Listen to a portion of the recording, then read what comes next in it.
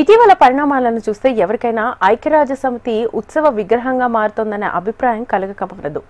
యుద్ధ జ్వాలల నుంచి తమను తాము కాపాడుకోవడానికి శాంతియుత ప్రపంచ స్థాపనకు మానవులలో ఉన్న అకుంఠిత ఆశయాలే ఐక్యరాజ్యసమితి వంటి అంతర్జాతీయ సంస్థ స్థాపనకు దారితీశాయి.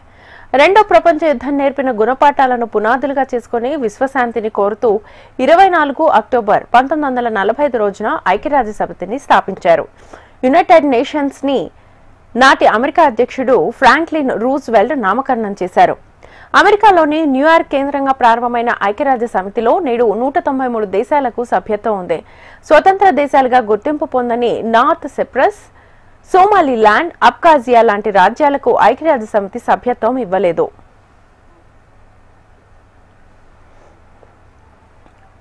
పశ్చిమాసియాలో ఆద్యం పోసుకున్న యుద్ధ జ్వాలలు నిండు జీవితాల ఎన్నింటినో నిలువున దహించి వేస్తున్నాయి.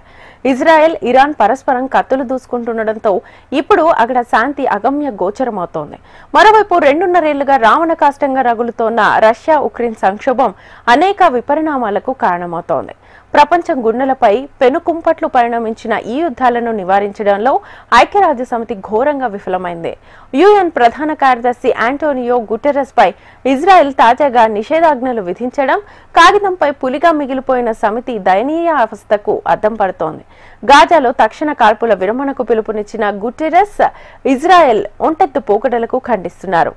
ఆయనపై టెల్ అవీవ్ ఆగ్రహానికి ఇదే కారణం కావచ్చు. కానీ వట్టి మాటలే తప్ప ఆయా దేశాల నడుమ ఉద్రిక్తతలను చల్లార్చి శాంతిని పునరుద్ధరించడంలో ఐరాస సదా చేతులెత్తేస్తోంది. కాలానుగుణమైన సంస్కరణలకు దూరంగా ఉండిపోవడం సమితి అస్తిత్వాన్నే ప్రశ్నార్థకం చేస్తోంది.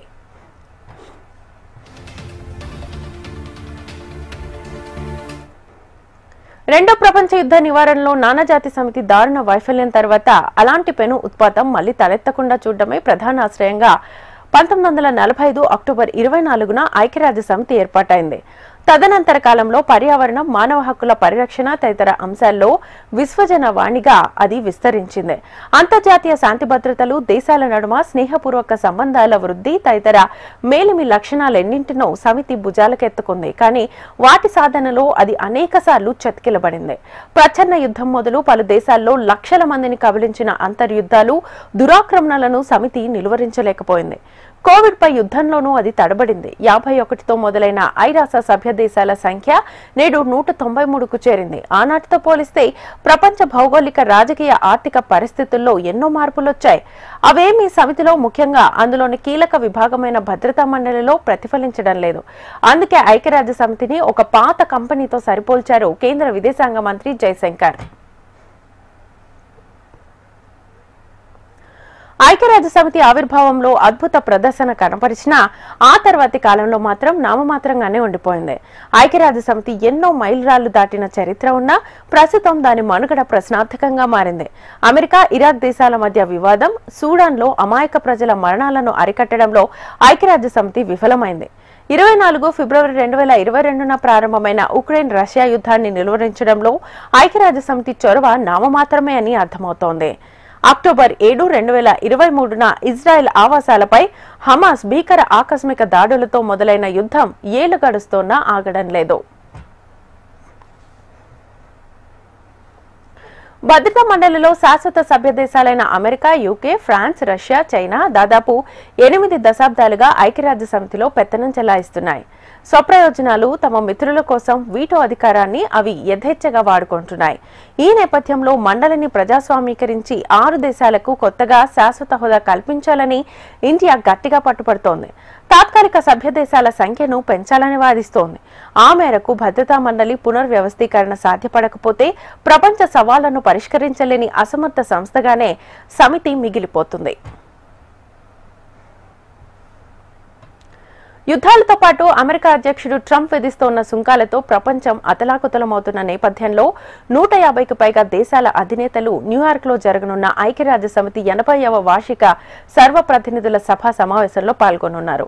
యుద్ధాలతో పాటు పర్యావరణ అంశాలు, టెక్నాలజీ, ఐక్యరాజ్య సమితి సంస్కరణలు, ఇతర కీలక అంశాలపై ప్రపంచ నేతలు చర్చించనున్నారు. ఈ సమావేశానికి భారత్ తరఫున విదేశీ వ్యవహారాల శాఖ మంత్రి జయశంకర్ హాజరు కానున్నారు. మొత్తం 193 సభ్య దేశాలు ఈ వార్షిక సమావేశంలో వివిధ అంశాలపై తమ గళాన్ని వినిపించనున్నాయి. ఇజ్రాయెల్ హమాస్ యుద్ధంతో గాజాలో నెలకొన్న మానవతా సంక్షోభంపై ఇటీవల సర్వప్రతినిధుల సభ ఆమోదించిన న్యూయార్క్ డిక్లరేషన్ పైన చర్చ జరిగే అవకాశం ఉంది. పాలస్తీనాను స్వతంత్ర దేశంగా ఆదివారం బ్రిటన్, కెనడా, ఆస్ట్రేలియా గుర్తించిన నేపథ్యంలో ఈ సమావేశాల్లో ఫ్రాన్స్ అధ్యక్షుడు మెక్రాన్ కూడా అధికారికంగా గుర్తించే అవకాశం ఉంది. పాలస్తీనా ఎప్పటికీ దేశం కాబోదని వ్యాఖ్యానించిన నెతన్యాహు ఇజ్రాయెల్ ప్రధానిగా తన దేశం తరఫున సభలో వాదనలు వినిపించనున్నారు. పాలస్తీనా అధ్యక్షుడు మహమ్మద్ అబ్బాస్ కు అమెరికా వీసా నిరాకరించిన నేపథ్యంలో ముందే రికార్డ్ చేసిన వీడియో సందేశంలో ఆయన వర్చువల్ గా ప్రసంగిస్తారు. ఈ భేటీలో అసలు ఏం జరగనుంది? ఈ సమావేశం తర్వాత అయినా ఆయా దేశాల మధ్య శాంతిని నెలకొల్పేందుకు ఐక్యరాజ్య సమితి ప్రయత్నిస్తుందా?